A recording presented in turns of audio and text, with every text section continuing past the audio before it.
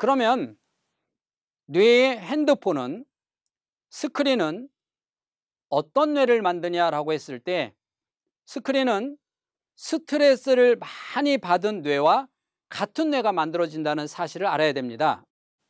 우리가 스트레스 받으면 어떤 일이 벌어지는지 한번 보도록 하겠습니다. 첫 번째, 이마에 전달되는 산소가 약 40%가 줄어든다는 사실을 알아야 됩니다. 그래서 스트레스 받으면 논리적인 생각이 안 되고 욱하는 겁니다. 게임이 마찬가지입니다. 아이들이 게임을 통해서 뇌가 과부하 걸리고 주변 환경에 스트레스에 노출된 이런 아이들은 스트레스를 잊기 위해서 가장 뇌를 쓰지 않고 스릴만 느끼는 게임으로 또 가게 됩니다. 스트레스와 게임은 청소년들이나 학생들에게 계속해서 연관관계를 맺어주는 아주 중요한 역할을 하고 있습니다.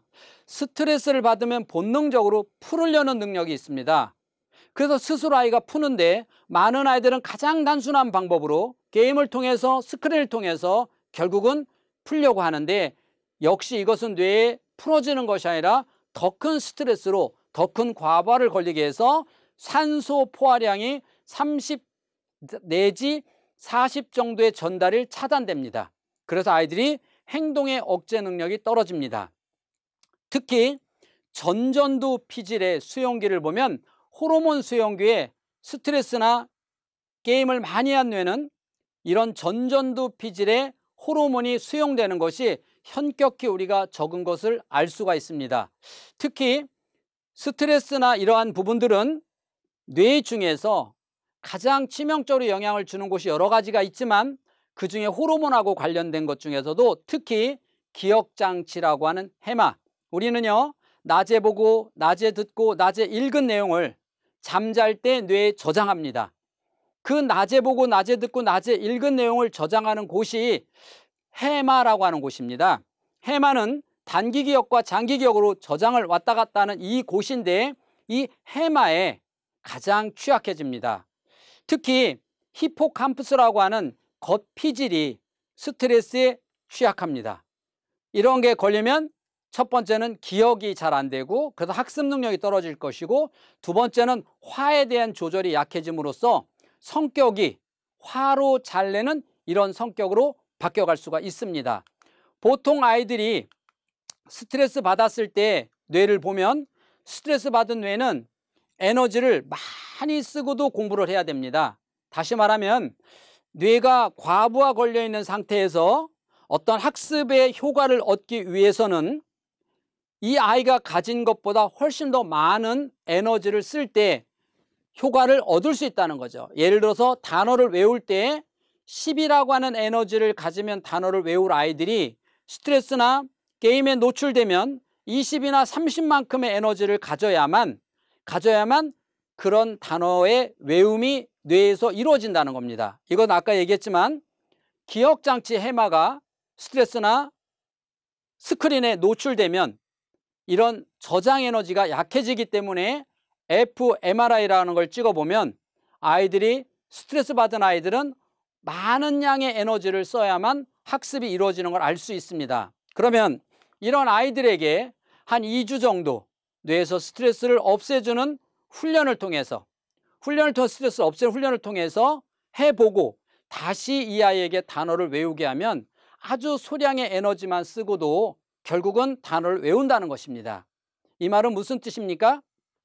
결국 스트레스나 게임은 공부하고 직접적 관련이 있고 스트레스나 게임은 성격하고도 직접적 관련이 있다라고 하는 사실을 여러분에게 알려드리는 겁니다. 자, 그러면 이렇게 아이들이 전혀 게임에 대해서 그럼 아이들에게 전혀 시키지 않느냐라고 했을 때 사실 이거는 현실적으로 너무 어려운 문제입니다. 특히 학교에서 교사가 아이들에게 학교 밖의 생활 지도까지 원활히 이루어지지 않는 입장에서는 가정과 학교가 함께 아이들이 이루어져야 되는데 이 아이가 이미 스크린이 오버해서 스스로 조절하지 못하는 것을 우리는 증후군이라고 얘기합니다. 예를 들어서 생각과 행동 이게 합쳐져서 요만큼만 게임을 하고 공부해야지 라고 생각했을 때 그 아이가 그렇게 생각하고 행동할 수 있다면 이건 정상입니다.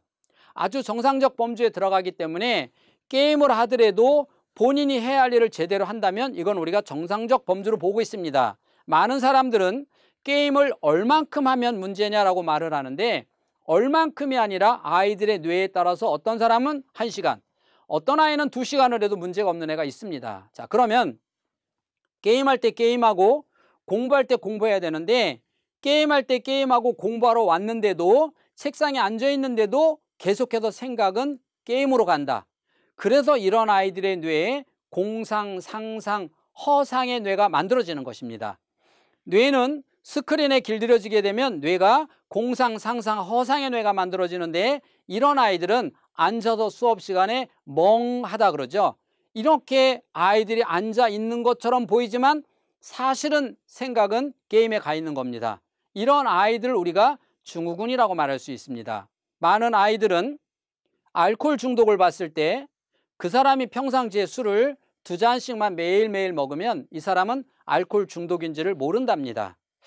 다만 일주일 정도를 아예 금주를 시키면 이 사람은 자기가 얼마나 심한 중독인지를 알아차린다고 합니다. 아이들은 스스로 본인이 얼마만큼 내가 스크린에 중독돼 있고 이게 얼마나 중요한지를 인지하지 못합니다.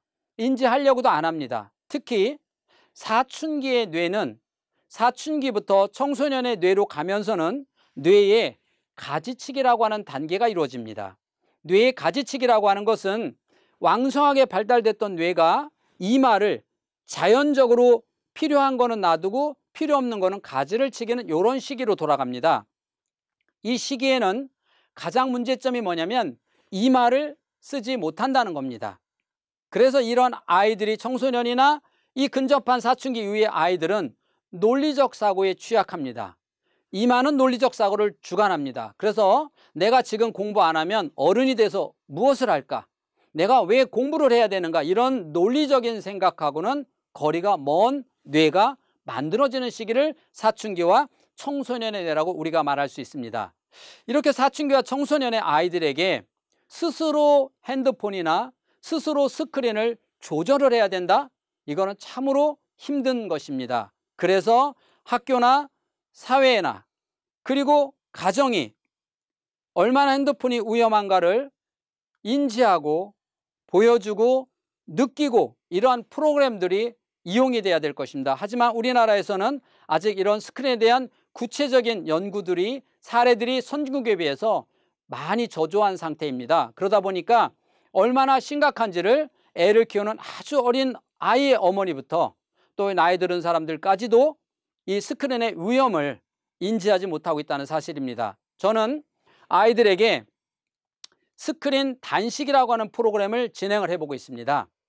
처음에는 아이들이 스크린을 끊기 위해서는 어떻게 해야 되느냐, 부모와 함께 이 아이가 저녁 시간에 온 가족이 모든 스크린을 차단하는 대신에 새로운 게임이라든지 이런 것을 월요일날, 화요일날, 수요일날 매일매일 아이들이 바꿔가면서 할 수 있는 재미난 함께 할 수 있는 놀잇감을 제공해 줍니다.